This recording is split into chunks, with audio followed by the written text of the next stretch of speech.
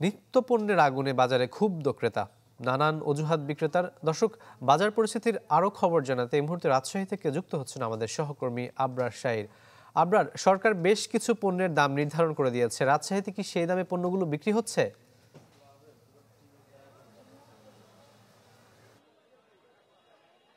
না, এই পর্যন্ত এ ধরনের কোনো খবর আমাদের কাছে নেই। আমরা এই মুহূর্তে রয়েছি রাজশাহীর সবচেয়ে বড় যে পাইকারি বাজার, মাস্টারপাড়া কাঁচা বাজার। এর বাইরে আরো বেশ কয়েকটি পাইকারি কাঁচা বাজার রয়েছে। সব জায়গাতেই আসলে একই রকম দাম। সবচেয়ে বড় কথা, 100 টাকা নিয়ে কোনো ক্রেতা যদি বাজারে আসে তাহলে একটির বেশি সবজি কেনা হয়তো তার পক্ষে সম্ভব হচ্ছে না।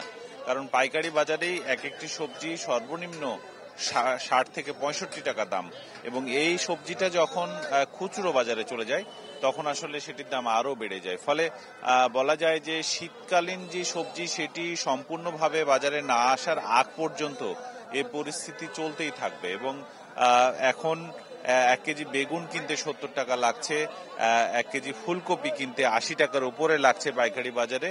সবচেয়ে কম দামি যদি কোনো সবজির কথা বলি তাহলে সেটা যে মানকচু বা এই কচু টাইপের যে সবজিগুলো আছে, তাও খুব একটা বেশি ভালো মান নয়, মান ভেদেও এগুলোর দাম আছে সেগুলো। এবং খুব যদি পেঁপের কথা বলি, একেবারেই শেষের দিকের যে পেঁপেগুলো সেগুলো প্রায় 20 টাকা কেজিতে বিক্রি হচ্ছে। কিন্তু মানসম্পন্ন যদি সবজি কিনতে যান তাহলে প্রায় 100 টাকার মতো দাম কিন্তু পড়ছে। তবে বিক্রেতারা যেটি বলছেন যে এখন পর্যন্ত এই সবজির দাম আসলে কমার সম্ভাবনা আগামী 1 মাসেও নেই।